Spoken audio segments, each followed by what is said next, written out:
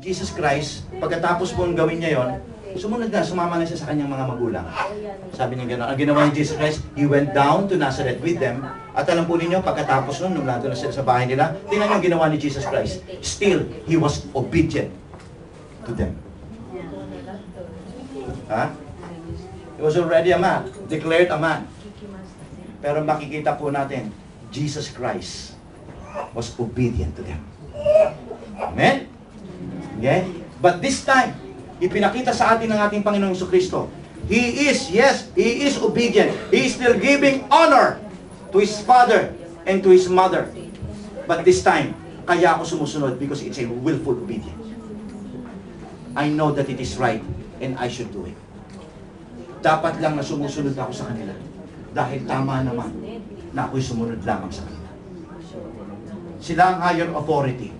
Hanggat ikaw ay nasa ilalim ng bubungan ng tatay at nanay mo, pakinggan niyo mabuti mga kabataan.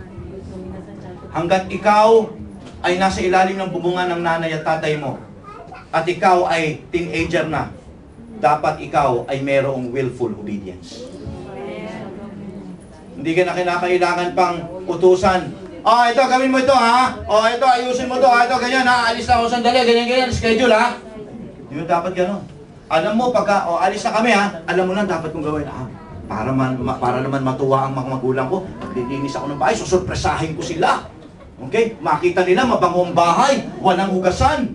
Okay? At ititiklopin ko yung mga damit nila, makita nila na ayos ko. Kaya pagdating ng yung mga magulang, ano siya? Wow! Ganda naman ng ano! Hindi ka inutusan, pero ginawa mo. Bakit? Willful obedience. Are you here? Okay? Gusto kong isipin natin to. Si Jesus Christ po, He was there. Okay? Siya po ay sumunod sa kanyang tatay. Naging karpintero rin po siya. Okay? At makikita po natin dito ng ating Panginoon Jesucristo ay malinaw na sabi ng salita ng Diyos, He was obedient to His parents. Bakit? Kasi He was honoring them. Hindi natin nakita rito sa Biblia na sinabing, tika muna, foster parents ko lang kayo, ha? Anak ako ng Diyos. No. Jesus Christ from the very beginning became a good example for all of us. Being a child or being a child of someone. Ay gusto kong makita natin dito, mga anak ng Diyos, no, na sa ganitong mga pagkakataon, kinakailangan ikaw ay matutong sumunod. Meron ba kayong, didn't you know na kapag sa ulumantipan, kapag ikaw ay hindi naging masunuring anak, pwede kang ipapatay? Hindi nyo alam. Okay? Pwede kang ipapatay ang bata na matigas ang ulo. Ang bata, okay, na hindi sumusunod sa kanyang magulang, pwedeng ipapatay. Deuteronomy, tingnan po natin. Chapter 21, verse 18 to 21. Tingnan po natin, basahin natin, ano? Sabi po rito, naku, daming nalalaki ngayon ng mga mata, ha? Nagkaano kayo, ha? Tingnan po ninyo, sabi, if a man has a stubborn and rebellious son, kapag ka ang isang magulang ay may anak na matigas ang ulo, rebelde, pagka sinabi rito rebelde, ay hindi ito yung, sumasama sa mga NPA, ha? Okay? Pagka sinabing rebelde, yung bagay na ayaw mo, ginagawa niya. At yung bagay na gusto mo, ayaw niya gawin. Rebelde. Parating oppose yan sa'yo. Okay? Tuloy natin. Who does not obey? Ayan, malinaw. Who does not obey his father, at hindi lang kanyang father, and mother. Okay, malinaw, ha? Andiyan ba tayo? Okay? And will not listen to them. Hindi sila makikinig. Hindi na susunod, hindi pa nakikinig. When they discipline him, his father and mother shall take hold of him. Bibit-bitin siya. Take hold of him. Okay? To the elders at the gate of his town, then he shall say to the elders, this son of ours is stubborn and rebellious. He will not obey us. He is a profligate and a drunkard. Then all the men in his town, dati ka din mga lalaki. Ito yung mga lalaking mga masunuri naman to. Okay? At yung mga lalaki na ito, magdadatingan. Sabi niya gano'n, oo nga. Walang nga yan kasi iyan yung nung lasing, sinapak ako niyan eh. Kaya eto na. Eto na pagkakataon ko. Dinala ka na ng nanay mo sa tatay mo sa ano. Ayan. Anong gagawin? Tuloy natin. Then all men of his town shall stone him to death. Stone to death. Okay? You must purge the evil from among you. All Israel will hear of it and be afraid. Nasa Bible, di ba? Ang sabi ng Biblia, kinakailangang patayin ang evil. Now, purihin ang Panginoon dahil hindi yan ini-implement dito sa ngayon sa Japan at dito sa panahon natin ito. Palagay ko kung ini-implement yun, kukunti lang ang taga-Lord of the Harvest ngayon.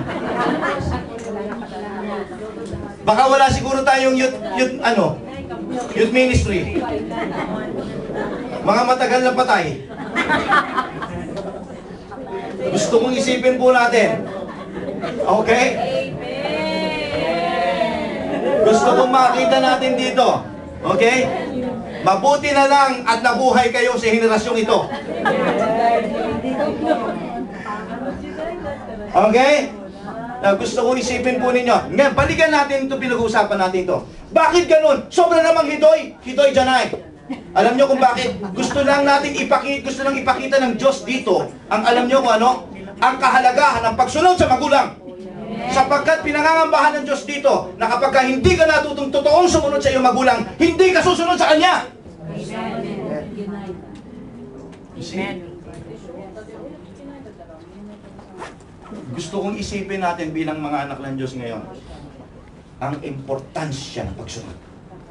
Ito ang dahilan kung bakit ang sabi ng Lord, kapag kasuko ka na sa iyong anak, dali mo lang doon. Pwede nang patayin. Libre. Free for all.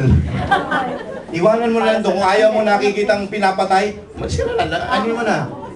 Okay? Sila nang bahala ron. Okay? At tapos na ang iyong problema. You know why? Sapagkat gustong magbigay, alam nyo, the point is this, gustong diinan ng Panginoong Diyos, ang kahalagahan talaga ng pagsunod. Mga magulang, mga kapatid ko na narito ngayon, importante ng iyong mga anak ay tinuturuan mo, binibigyan mo ng tamang mga salita para sila'y matutong sumunod.